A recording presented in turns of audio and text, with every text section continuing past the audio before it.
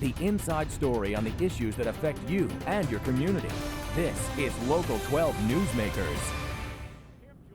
It's July and a lot of kids have already headed off to summer camp with thousands more packing their bags. One of the most popular and versatile camps in our area is Camp Joy, which is now located near Clarksville in Warren County. But the roots of Camp Joy can be found in the murky waters of the Great Flood of 1937. That record-setting 80-foot flood devastated the low-lying West End and lower Mill Creek Valley, the industrial heart of the region, and homes to tens of thousands of working-class families. In response to the strained lives of young people of the district, community leaders searched for a place where the children could get out of the sweltering city into a more healthful country environment, even if it was only for a week at a time.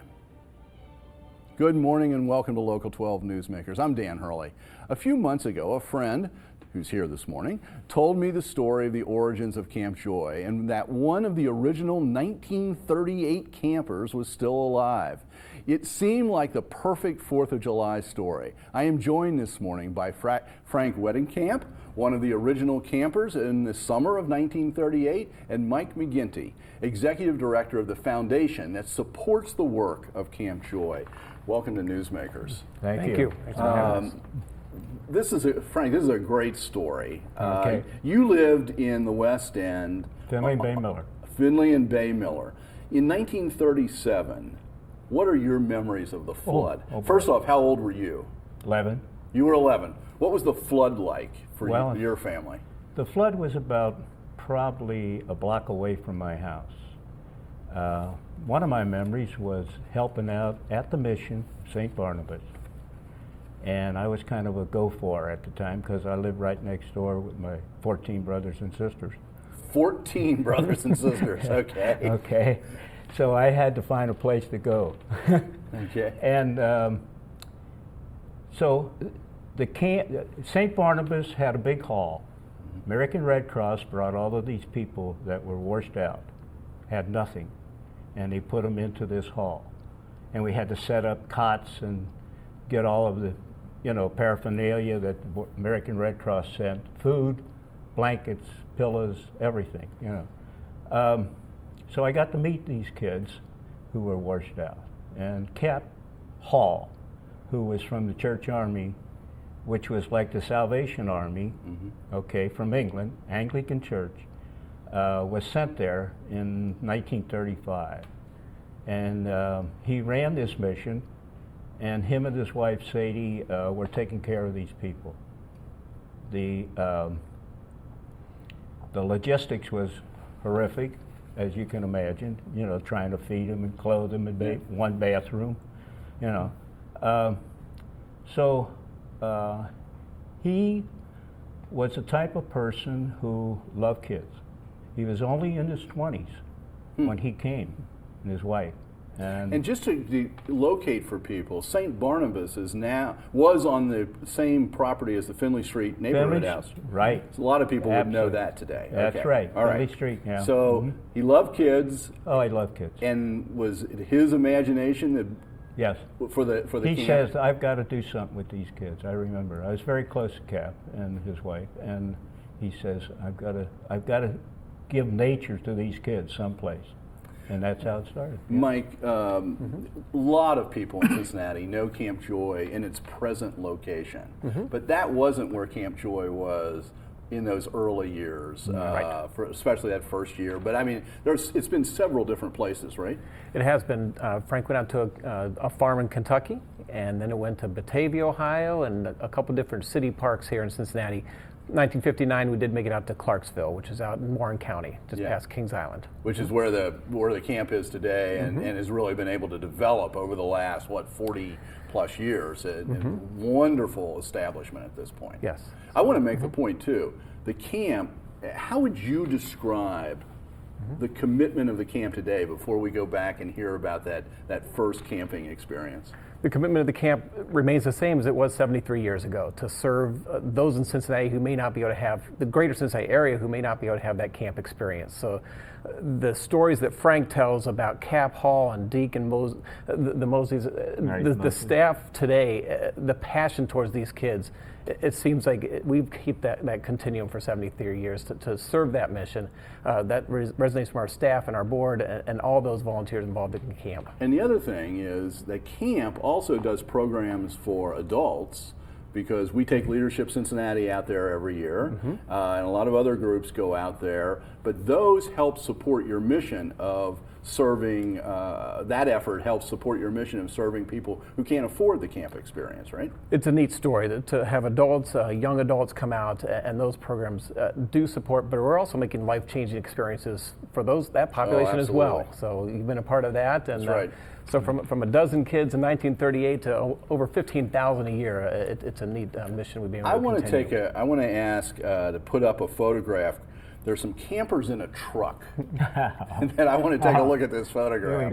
And this is from 1938, I understand. Yeah. And you were at camp, and I think we're going to be able to see you when we get this up on the screen. I'm going to do an edit here. I don't think we had a truck in 38. So I think it was 1940. Oh, well, 1940. Yeah. And if people can see this, and you are... Want me to name them? You can name all of them? I think so. Yeah, go ahead. Yeah, Roger Cornell, Bill Johnson, my brother Bill, Charlie Myers, Duke Jackson, Joe Ripberger, and myself. And you're the one, I think, that's sort of sitting on the edge in the middle with your hand up on the strap? Yeah, that's me. What was camp like for you? As a kid with 14 brothers and sisters living on Finley Street in the West End, what was camp like? Well, you know, he showed us things that we never saw. We saw frogs and turtles and crayfish and, you know, and flowing water, you know. We used to go down Ohio River, but that wasn't a creek. And just the trees and, you know, and the solitude, you know, just things that, you know, we didn't have. You know, West End was horrific, you know, it was a terrible place to live. Yeah, very packed. Just a bad place to live. You know. And there's we got some other photos of those early campers, and we can just show a number of them. There's some of you, and I don't know if you're in this one with the archery. Here's one, here's a swimming. Yes. Yeah. Are you in that one? I don't think so. I think Duke Jackson. No, it's Bill. Okay. Yeah. Anyway. Yeah. And we've got one with archery. I can't hardly see it. Yeah, don't worry about it. My brother Earl's on the bow. I remember that. Yeah. Yeah. So what's it like? What do you think the impact of that experience, those years at going out, what was it on your life? Well, retrospect, you know, I've thought of Camp Joy quite a bit. Mike knows that. I wonder where God gets people like Mike and Cap Hall and the Mosleys to do the things that they do for kids that they don't even know. You know what I mean? And make them feel good. Make them feel value more than anything else. To me, Camp Joy said, you're okay. You know, you're going to be all right. Wow. Yeah. How old are you now? 85. 85. And you, what did you do? What was your career? What was your work in life? Oh, varied. Okay. Yeah. I've been, I come out of the service, and of course I had jobs since I was 11 years old. Yeah. You know, you had to survive, you know. And we used to do things like, you know, sell kindling wood, pick up glass in the alleys on Saturday morning and sell it, broken glass. And, you know, you could find things to do if you were industrious enough to do it. But my understanding is that ultimately you came back and you've gotten reconnected to Camp Joy, right? Well, how I got reconnected is when I got back, Cap Hall had moved to Christ Church and was going to be ordained. And he called my brother-in-law. My dad was a professional fighter, and we all boxed. And he called my called my brother Earl and myself to come down and teach the kids that he had how to box. And so we had lunch, and that's how I got connected with Cap. And then later on, Lee Redding called me, wanted the history on Camp yes. Joy. So I wrote about 18 pages. There you go. Right. Mike, and we've got some footage of, some more footage of the camp today that we can roll over as we're talking. What's the camp? How many people does it serve?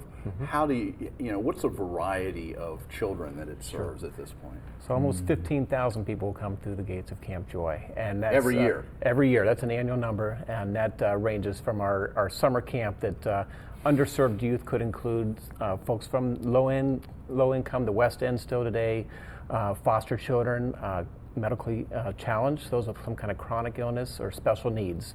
So that's our camp program and retreat program, but a number of schools will come out throughout the whole tri-state region for outdoor education. So that program serves almost 5,000 school students a year. A number of those are low income as well.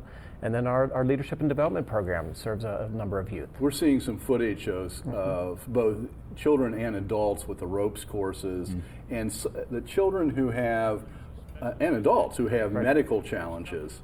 You get them involved in the whole range of experience if they want to, right? That challenge by choice. Challenge by choice. Yes, it is. How many times have I heard it? You've heard it a lot, and but we preach that, and obviously there's many opportunities for people to grow and be impacted by those experiences out at Camp Joy, and how they take those experiences back to their family, back to their church, their workplace, their community. That's the sustaining impact that obviously we're hearing from Frank 74 years later. It's a lifelong opportunity and experience. So. One, we're just about out of time, but Frank, I'm sure you've been out there on a day when there's a lot of children. He scared the heck out of my grandkids and my. There you go. Get them on the ropes. Get them on the ropes. I got them on the ropes. Usually the kids do a lot better than the adults. But when you see young children out there today, city kids out there today, what do you think about? I think that Cap Hall and Brooke Mosley and Betty and Sadie are looking down and saying, "You guys are really doing a good job." Really, I think that's the thought I got when I first went out there. I said, "Wow." In fact, I brought Cap Hall's son and grandson, and the apple don't fall from the tree because his grandson is starting a camp for underprivileged children. Very good. It has been a privilege to meet you. Thank you, Mike. Yeah, thank thank you. you. If you want to learn more about the programs offered for the children, adults by Camp Joy, including ways that you can help Joy serve needy children, check out the website at www.camp-joy.org. Stay tuned. After the break, the efforts to grow minority businesses and increase their participation in the mainstream economy.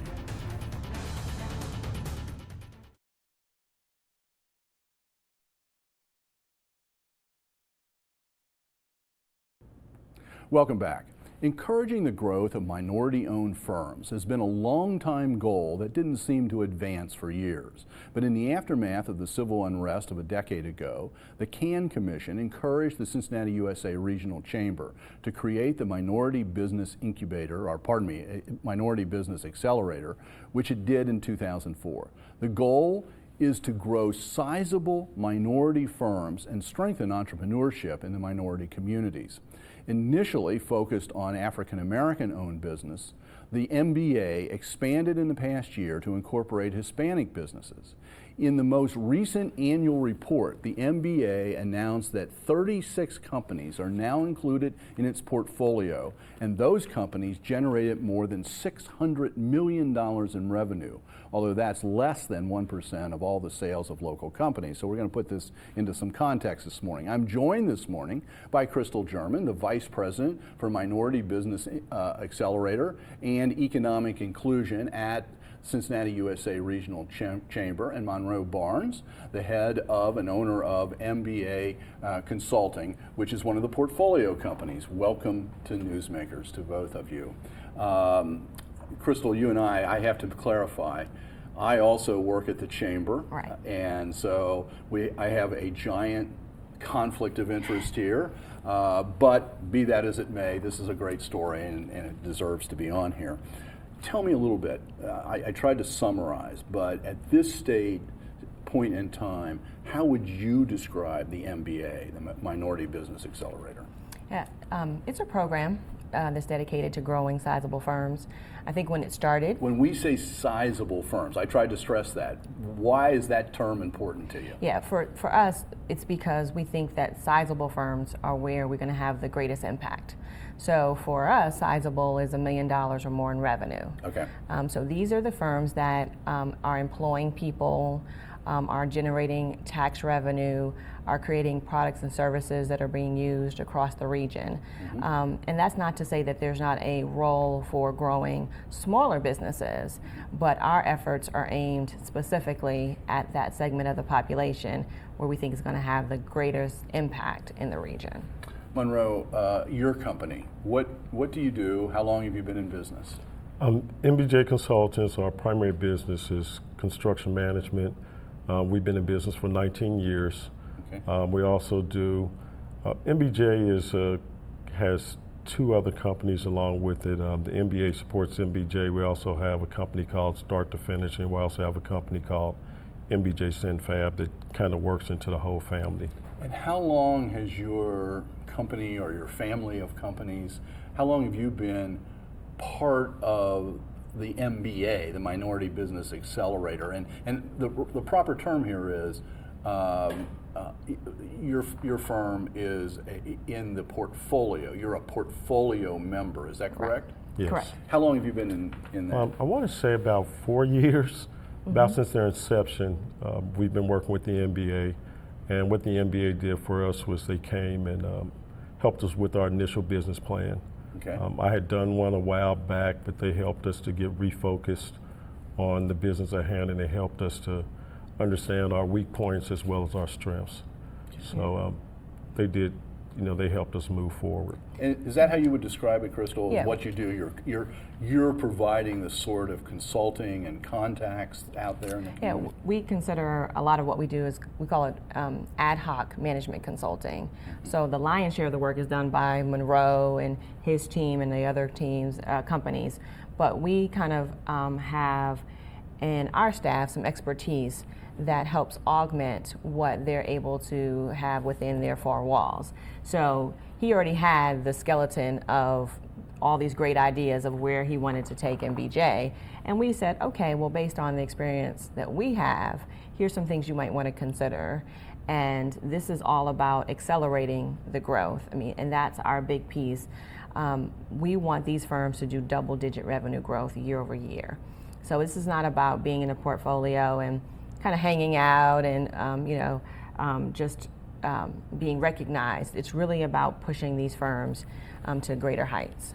In your annual report that's just come out, there's a number of interesting graphs, and let's take a look at some of those. One of them clarifies what industry sectors produce where the companies come from that you service. And when that comes up, what are the sort of the big sectors that minority businesses are operating in? Yeah, and in our portfolio, There you go. you'll see that over 50% are going to be in our what we call business services and construction.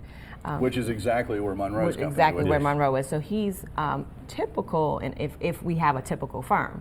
Now that's also a little misleading because when we say construction services, that covers everything that touches a construction site or a project. So it's not necessarily just a general contractor, but it could be some of the subcontracting, it could be just anything. Okay. Same thing with business services. That's anything that you're going to use inside an operation. Would you like to change that mix? We've talked about that, and we've played with, well, where's the growth opportunities for minority firms or for firms?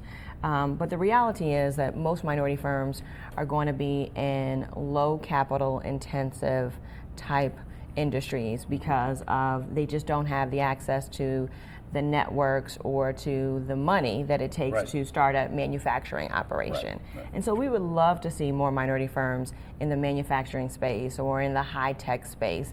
But the reality is that those are challenging industries to break into. Let's take a look, and then I want to shift over to Monroe here. Let's take a look at a graph that talks about revenue growth. Now, this is for all of your portfolio firms beginning in 2006, and if we can get that up, here we go. What I find interesting about this one is that if you look closely, what you see is the impact of the recent recession. Correct. You can see that things were perking along pretty well, and then there's a real hit. Monroe, what's your experience in your business and your ability to come through this difficult period?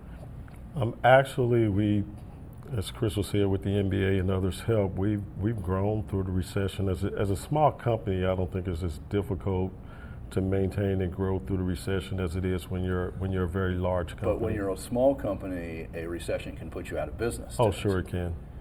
But kind of in Cincinnati and in the construction industry is almost like friends and family.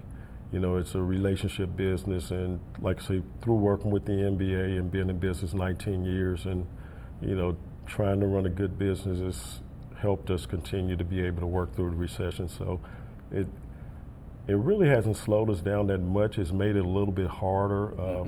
One of the things that we realized through the recession was that we need to go back to the basics. We need to roll our sleeves up, and we need to get back to work.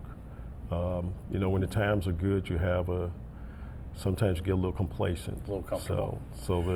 Something Monroe just said, you know, it's about relationships. Besides the member companies, the portfolio companies, there are also larger companies that aren't necessarily minority owned that are partners, right? And you're trying to create those relationships and strengthen those relationships. Is that another part of this? That's exactly it. You summed it up very well. We have these corporate, we call them goal setters.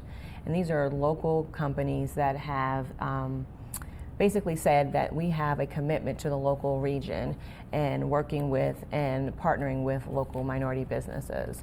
And they actually put dollars on paper to say this is what we're willing to commit to spend in buying local products and services. And so they buy from, you know, MBJ consultants, they buy from the other portfolio firms, but then they're also buying from firms that are not in our portfolio. So it's not just about our 36, but it's about their commitment to the entire minority business community in the region. And that's important because at the end of the day, we want MBJ to be able to walk into any corporation and feel comfortable that he's going to get a fair opportunity. And is there a particular set of firms, those partner kind of firms that you've developed a good relationship with?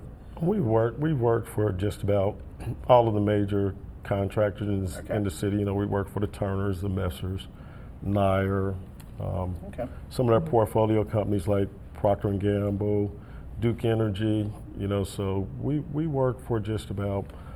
I want to take a look everybody. at also a graph that there's actually two of them that compares the portfolio firms broken down by different minority groups. Because as I mentioned, one of the things that happened this past year was you incorporated now Hispanic firms as well. Correct. But I want to make the point, stress, that it's also substantial, what's the right word you use, larger. Sizable firms again. You're not just looking for the little.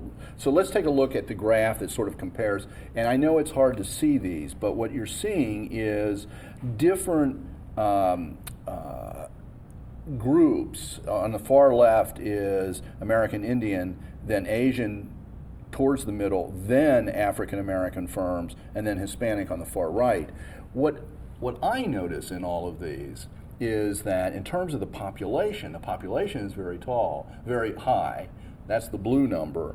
But then when you see the number of firms, much less the relative income, it really drops off. I mean, and you can see that it's really the African American firm and the Asian firms that are important. I mean, in terms of generating big dollars there. African American. Well, but what you also see is that when you look at and compare between the different groups, that African American firms and Hispanic firms are not doing as well in creating companies and growing those companies. And As? that's as Asian American firms or Indian American firms or Native American firms. So all of those lumped in together. And that's not to say that there are not challenges within all of the minority Right. business community, because they are, but the Hispanic firms and African American firms disproportionately have not been able to start firms and grow firms at the same pace. I'm just about out of time, and I want people to know where they can find out more information, and that is at www.minoritybusinessaccelerator.com. There's a lot of information in this report. Final quick question, just a few seconds, Monroe. Are you optimistic as we go into the rest of 2011, heading for 2012? Yes, we are very optimistic. So you feeling we're coming out of this recession? Yes, I feel we're coming out, and I think economy's heading in the right direction. A lot of big projects going on. A little good news is always good. Thank you. Thank you for making Newsmakers a part of your Sunday morning. And join us next week to meet the men and the women shaping our community for the future. Have a good week.